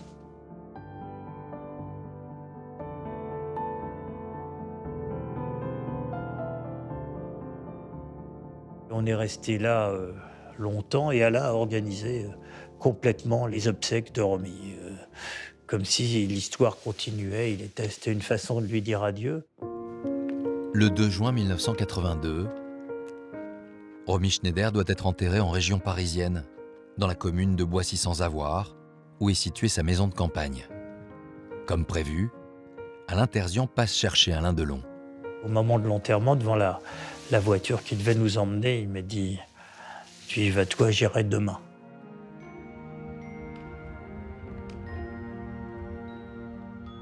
Il voulait être tout seul avec Romy et pas avec la foule. Voilà. Il se cache, en fait. Ce n'est pas quelqu'un qui aime exposer, vous voyez, sa tristesse, ou à plus forte raison, sa souffrance, enfin, qui a été réelle, parce qu'il est... Une part de lui a toujours aimé Romy Schneider.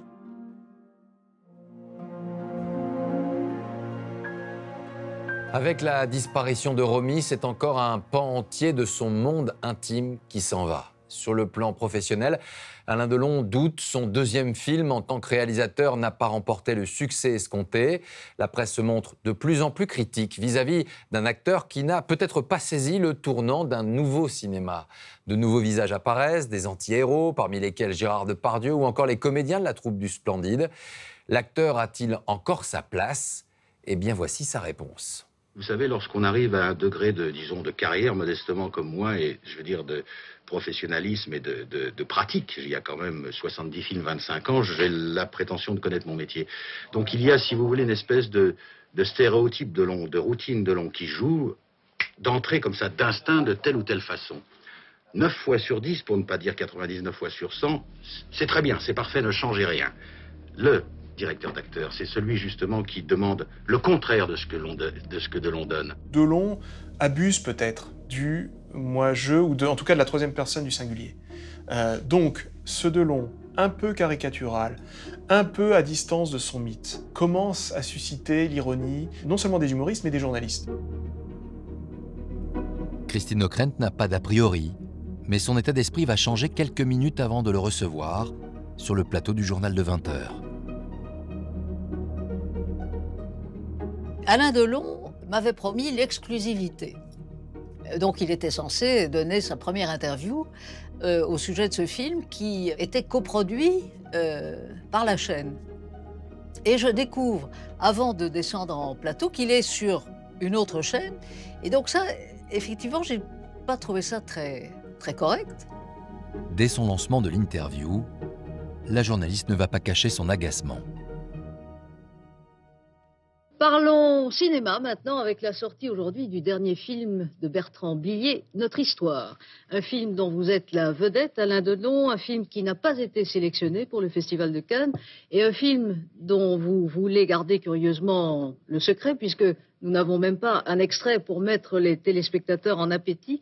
Alors c'est votre nouvelle tactique pour promouvoir votre talent à un moment où certains vous disent un peu en perte de vitesse? Ah ben c'est gentil, je pourrais déjà vous répondre que mon talent n'est pas concerné là-dedans, que le film est visible depuis 14 heures dans toutes les salles et que les téléspectateurs peuvent devenir simplement spectateurs de cinéma pour aller le voir et s'y rendre. L'idée c'est on avait un accord, il n'est pas respecté, je vais le taquiner un peu. Votre rôle est plutôt celui d'un perdant, d'un alcoolique un peu paumé. Non, c'est pas le rôle d'un perdant, c'est le rôle d'un amoureux. Voilà, alors on peut être, si vous considérez les amoureux comme des perdants, c'est votre droit. Non, pas du tout. Moi, c'est le rôle d'un homme épris d'une femme. La brochure que vous avez eu la gentillesse de m'envoyer. Oui, il y a façon et façon de lire les brochures, Christine. Je le sens à vif, comme c'était d'ailleurs son personnage, et c'est ce qui en faisait l'attrait. C'est aussi un film très très drôle, comme dans beaucoup d'histoires d'amour, il y a aussi des moments d'humour. Alors à 49 ans et au sommet d'une formidable carrière, eh ben voilà, vous êtes plus aimable. Vous semblez blessé, inquiet. Votre propriété qu'on a vu photographier récemment dans Paris Match ressemble véritablement à un camp retranché libanais. Alors, c'est une impression fausse. Non, il ne faut pas mélanger, il ne faut pas confondre. Écoutez, laissez les choses sérieuses. Je veux dire, le Liban, là où il est, Alain Delon à sa place, c'est tout à fait différent. Oui, non, quand même le treillis, les fusils, mais pas du tout. Bon, vous savez, on vit dans un monde assez particulier, un monde fou, un monde dangereux. On est à l'abri d'aucune atteinte à sa vie personnelle ou à sa vie privée ou à sa vie affective. Et je crois que c'est simplement des mesures de prudence que, comme certains hommes d'État ou hommes politiques s'entourent. Il y avait tout un contexte autour du personnage public qu'il affichait. Il y avait un côté dur de dur, des fumées, d'extrême droite, enfin tout ce... Voilà, il y avait un contexte que je trouvais personnellement pas très sympathique. Une dernière question, vous semblez, vous aussi, à votre tour, agité par la politique. Alors c'est la droite ou l'extrême droite ? Écoutez, je ne pensais pas être venu là pour parler politique et on ne peut pas, je veux dire, en si peu de temps parler de la droite ou de l'extrême droite. Ce que je peux vous dire, c'est que tout le monde le sait, j'ai toujours été un homme de droite. Je n'ai jamais renié mes origines et je n'ai jamais renié mes sentiments. Alors que de la droite, je verse un peu à l'extrême droite, je veux dire, c'est toujours la droite. Soyons clairs. Cette allusion à l'extrême droite fait écho aux propos tenus dans une interview à la presse écrite. Alain Delon y affichait son soutien à Jean-Marie Le Pen, avec qui il entretient une relation d'amitié. La sincérité de l'acteur et ce parfum de scandale qui l'entoure incitent un présentateur de télévision à aller encore plus loin. Il lui propose d'inaugurer une toute nouvelle émission.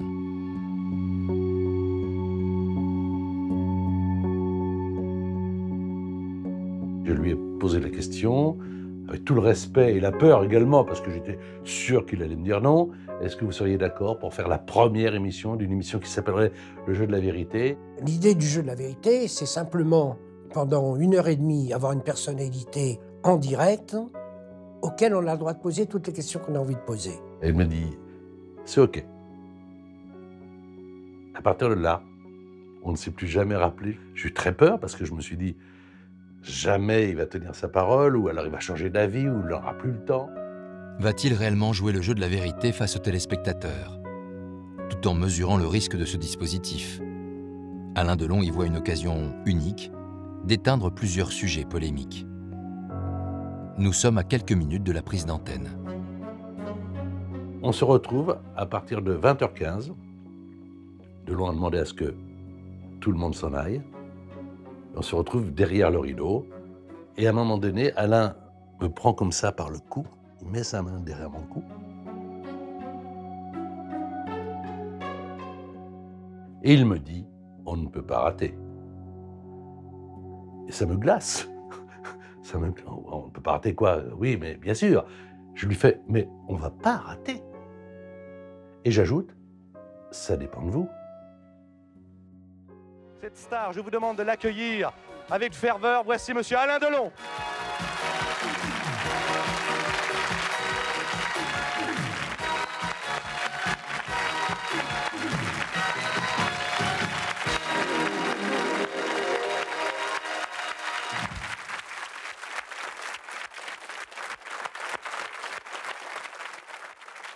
J'aurais voulu demander à M. Alain Delon ce qu'il pensait du climat politique actuel et de la traduction. Est-ce que vous pouvez, si vous voulez, pardonnez-moi, est-ce que vous voulez resserrer votre question? Est-ce que vous voulez, ou alors permettez-moi de le faire.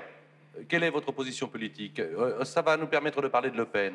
J'ai effectivement sympathisé et été un sympathisant de M. Le Pen. Je ne le renie pas, je le dis. Je ne suis pas un militant pour autant de l'extrême droite, je ne suis pas affilié au Front National, mais j'ai fait certaines déclarations, par voie de presse ou par voie de télévision, qui tendaient à laisser croire et qui ont peut-être, du fait de ma personnalité, aidé un petit peu M. Le Pen ou provoqué certaines réactions dans, disons, la masse de vote française. Il avait quand même une fascination pour les personnages durs, autoritaires. Alors il a été intéressé par De Gaulle et puis quelques années après, tout d'un coup, il s'est mis à avoir beaucoup de sympathie pour Jean-Marie Le Pen. Je connais Jean-Marie Le Pen depuis très longtemps. C'est un Breton, avec tout ce que ça peut signifier. C'est un vrai Français. Et je crois que Jean-Marie Le Pen a l'avantage, le tort ou raison, je ne sais pas, c'était pas à moi de le décider, de dire tout haut ce que beaucoup de gens en France pensent tout bas. Ça a été très très mal reçu, c'est certain à cette époque-là, où Jean-Marie Le Pen était une sorte de diable, et il ne va surtout pas se rétracter. C'est pas du tout les sentiments de Delon, et c'est pas la méthode d'opérer de Delon. Une autre question, Alain Delon vous écoute. Bonsoir. Alain Delon s'était préparé à cette question sur ses opinions politiques. Au cours de l'émission, il est également confronté à une question plus déstabilisante, car plus intime. J'ai lu récemment dans un hebdomadaire que vous avez intenté un procès contre votre fils. Comment un père peut-il poursuivre en justice son fils? Et pourquoi ne recherchez-vous pas une conciliation avec votre fils Anthony? Sabatier est très surpris, il ne sait pas comment il va gérer ça. Ça s'appelle le jeu de la vérité. Anthony avait lancé une marque de blouson de cuir et c'était marqué AD. AD, c'est Anthony Delon, mais c'est aussi Alain Delon. La marque de Delon, de tout ce qu'il faisait, c'était AD.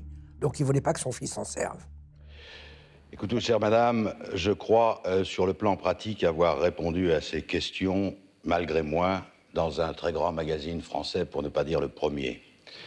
Donc, si vous le voulez bien, j'élèverai le débat, pour ne pas parler de ce qui n'existe pas d'ailleurs, ce genre de procès ou de blouson ou de parfum. J'essaierai de lever le débat un peu plus sur un plan humain. Je crois que mon fils est malheureux parce que lui aussi, il a vécu une vie comme beaucoup. Il n'est pas le seul de parents divorcés qui se sont séparés. Il a été donc, comme je l'ai été, ballotté de droite et de gauche. Il n'a peut-être pas eu toute l'affection qui lui manquait, qui lui était nécessaire. J'ai peut-être été, moi, de mon côté, trop dur ou trop rigoriste avec lui. Je voulais lui donner une formation beaucoup plus dure et beaucoup plus importante que la mienne. Je voulais lui apprendre ce qu'était un homme et lui en donner les possibilités pour se lancer dans la vie. Derrière ce procès qu'il a finalement gagné, se cachent en réalité 20 années d'une histoire mouvementée entre un père et un fils qui ne se parlent plus. Anthony a choisi de vivre aux États-Unis avec sa mère, Nathalie, loin de l'éducation stricte, choisie par son père. Pour entrer dans sa famille très intime, dans son cercle très intime, il faut que ses proches soient adoptés d'une certaine façon par ses chiens. Donc il y a des scènes assez surréalistes où il va mettre dans la cage aux fauves, presque, son fils, bien entendu il le surveille, mais son fils, ce qui peut représenter sinon un traumatisme, du moins une épreuve particulière. Je ne sais pas s'il avait une vraie fibre paternelle, je ne pense pas. Je pense pas. Il était trop dans son monde à lui. Ça ne veut pas dire qu'il n'aimait pas Anthony, hein. Il aimait beaucoup Anthony, mais...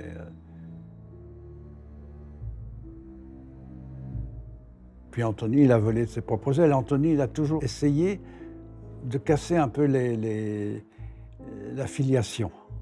Anthony, pour capter l'attention et l'amour de son père, va faire quelques débordements, va être interpellé par la police, voilà. Il voudrait que son père le reconnaisse à la mesure de cette admiration invraisemblable et secrète qu'on ne veut pas montrer quand on a 18-20 ans. Le dialogue impossible avec son fils fait écho à la propre histoire de l'acteur. Alors il va profiter des caméras pour adresser un message à Anthony. Je lui souhaite simplement, et je lui dis simplement ceci, dépêche-toi de grandir, dépêche-toi de comprendre. Ton père sera toujours là lorsque tu en auras besoin, il sera toujours là pour te pardonner. Mais surtout, n'attends pas son dernier soupir pour lui demander son pardon et comprendre, parce que tu risquerais de le regretter toute ta vie et d'en souffrir tout le restant de tes jours.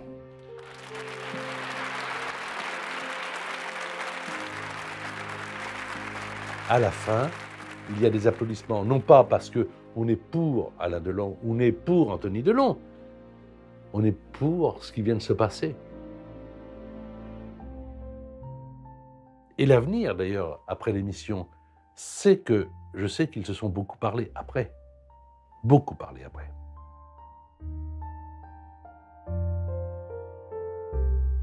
Le jeu de la vérité est un immense succès qui ne suffit pas toutefois à lui redonner la place qu'il occupait il y a encore quelques années. Alain Delon tourne moins et ses choix cinématographiques ne font plus recette.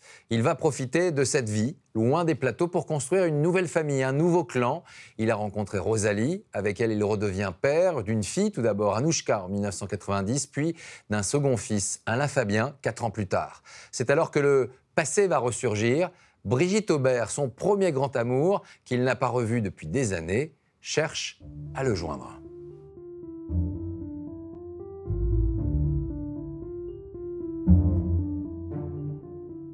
J'ai pris le téléphone d'Alain dans le carnet de Mounette. Et puis j'ai téléphoné et je lui ai dit, il faut que tu ailles voir ta mère. Elle est très malade. Cela fait 17 ans qu'Alain Delon n'a pas vu sa mère. Il n'a pas supporté qu'elle adopte un petit garçon, prénommé Harry, le fils qu'Alain Delon aurait eu avec Nico, égérie d'Andy Warhol dans les années 60. C'est la quasi-jumelle de Romy Schneider. Elles ont quelques semaines d'écart à peine. Elle est allemande. Elle a tourné avec Fellini dans la Dolce Vita. C'est la mère d'Alain Delon qui va recueillir et élever ce petit garçon qu'Alain Delon n'a jamais reconnu. Il disait qu'il n'était pas lui. C'est embêtant.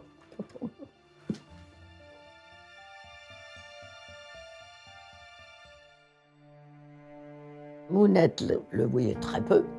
Elle était désespérée, elle me disait qu'est-ce que je pourrais faire. Je disais, il n'y a rien à faire, qu'est-ce que tu veux.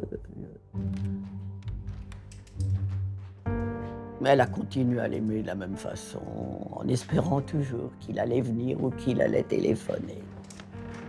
Et l'alerte sur l'état de santé critique de sa mère va provoquer ce qu'elle attendait. Il est allé la voir, elle était dans sa maison. Elle était folle de joie qu'il soit venu, évidemment. 17 ans, 17 ans. C'est dur, hein?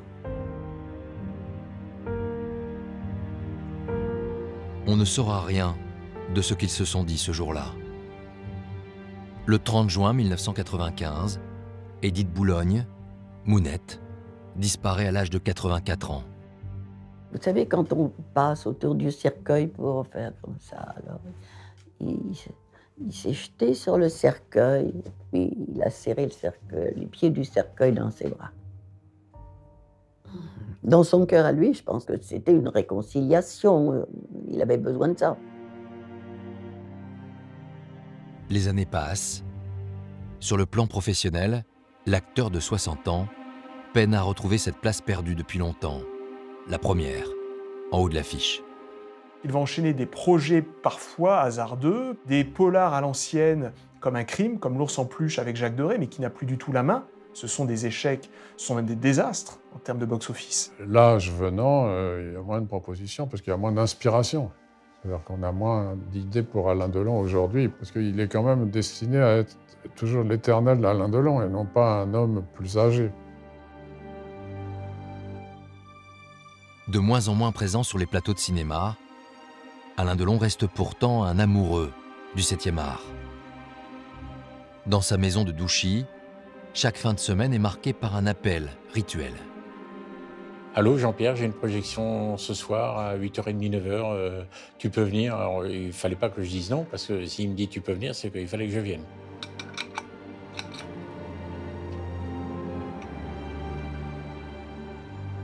Il avait plus d'une centaine de films. Il y avait certains films à lui, mais pas autant que ça. Le film fétiche, c'était surtout Apocalypse Now. L'acteur s'installe alors dans sa grande salle de projection. Seul ou entouré d'amis, il devient le spectateur nostalgique de films cultes. Il y avait des vieux films aussi, mais des très grands films.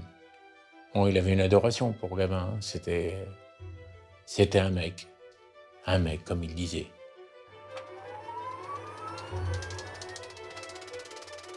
Il y a toujours eu quelque chose entre lui et la pellicule. Lui et le cinéma, on va dire. C'est dans cette période qu'il reçoit une proposition originale et rassurante. Un producteur veut reformer le duo culte avec un acteur à qui on l'a souvent opposé. Ce qui lui a plu, avant toute chose, c'était d'être à nouveau dans un film avec Belmondo. Parce qu'ils sont très amis dans la vie, ils ne se voient pas tous les jours, mais enfin, ils se perdent pas de vue, jamais. Les deux hommes ont débuté leur carrière au même moment. Et en 1969, alors qu'ils étaient tous les deux des stars, Delon a proposé à Belmondo de partager l'affiche.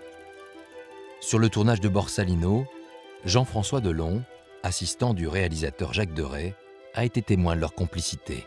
On préparait une séquence où ils devaient se bagarrer dans un café. Et puis, Deray me dit, bon bah maintenant, les comédiens, on est prêts, allez les chercher.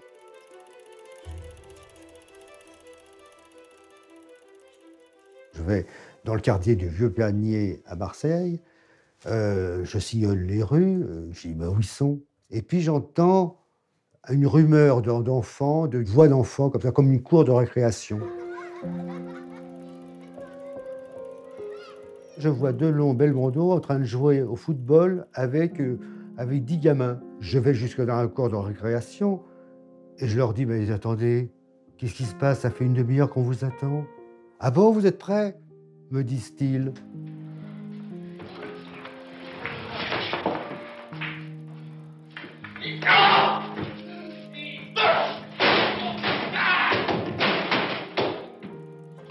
Sur le tournage de Borsalino, ils étaient très amis et complices. Et c'était magnifique ce contraste de ce côté noir corbeau des cheveux de Delon avec ce regard bleu.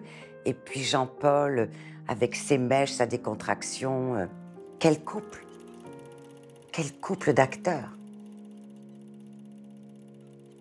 On a beaucoup dit à quel point il y avait une rivalité entre eux deux. À l'époque de Borsalino, c'est pour alimenter les gazettes, c'est n'importe quoi. Enfin, franchement, c'est n'importe quoi. Ils étaient très amis, très copains.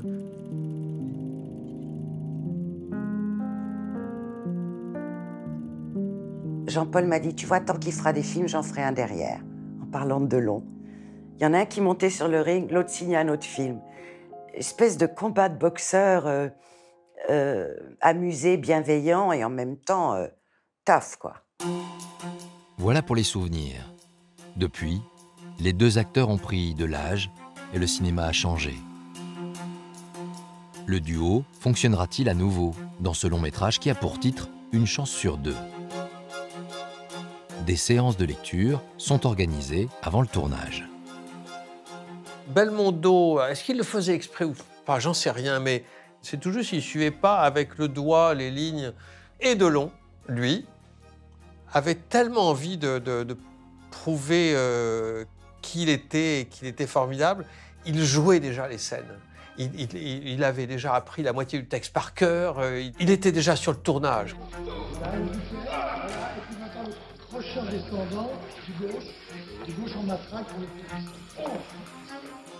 Je me suis dit, je suis en train de faire un film avec Pierrot le Fou et le Guépard. Et ça m'enchantait.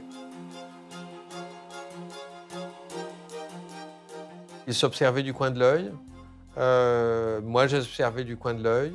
Et eux deux se disaient, nous voilà à nouveau ensemble après 25 ans. On va peut-être arrêter là, non?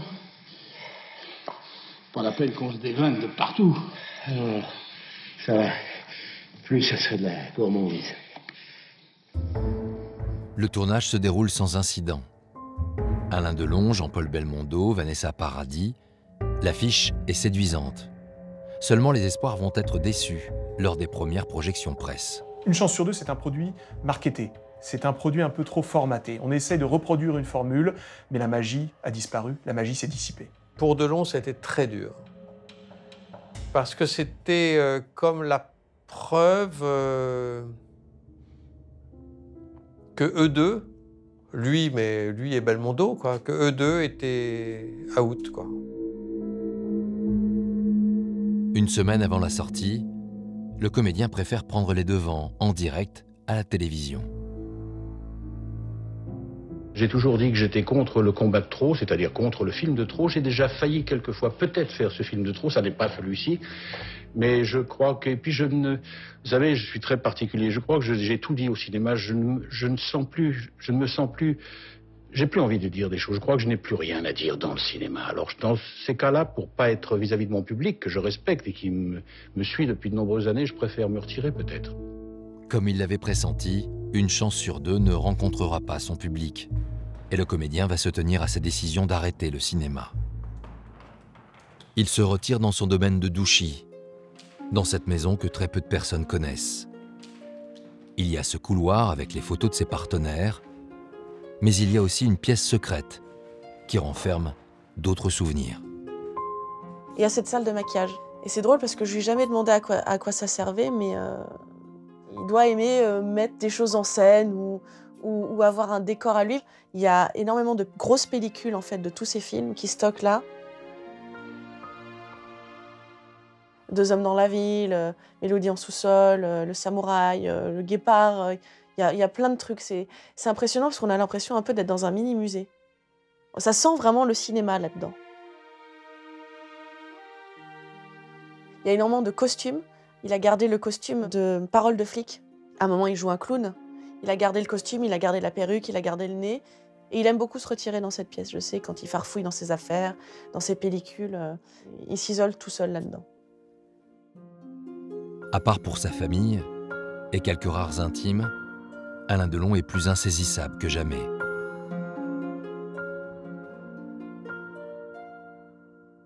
Quand il m'appelait, il disait « Allô, Tancrède ?» Et moi, je disais « Angelica !» Oui, là, dernièrement, j'ai pas eu de ses nouvelles. Alain, il y a longtemps que j'arrive pas à la voir. Quand il a eu 80 ans, il a répondu à personne.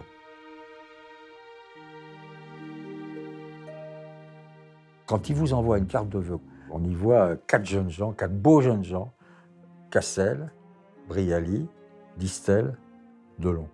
C'est quand même un extraordinaire geste d'ironie et de dérision. Vous vous rendez compte, je suis au bout de la route et je suis le seul. Reste le dernier des samouraïs.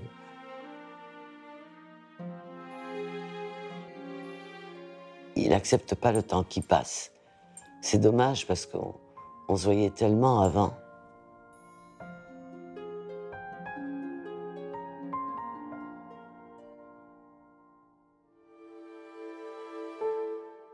C'est un vrai misanthrope. Il n'aime pas l'humanité, il n'aime pas la politique d'aujourd'hui, il n'aime pas la façon sociale d'aujourd'hui, il n'aime rien dans le monde d'aujourd'hui, rien. On peut avoir des moments taciturnes et un peu comme un loup terré, tapi dans l'ombre, être reclus comme ça.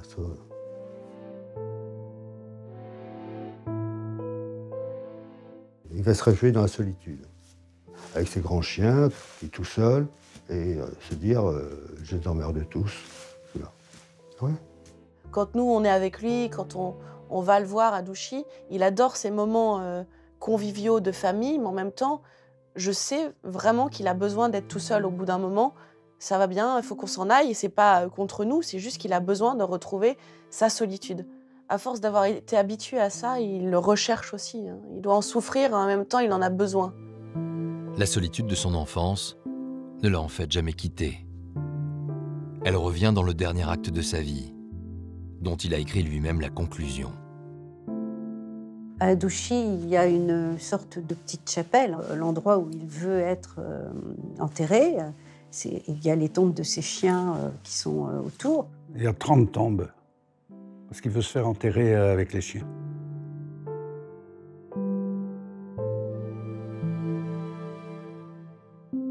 La solitude, c'est pas une tare pour moi, parce que j'aime ça.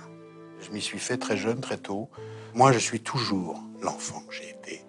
Je crois qu'on joue à l'homme, comme on joue à l'acteur. Mais que la vérité, c'est ce qu'on a été en début de sa vie, dans sa petite enfance. Tout est là.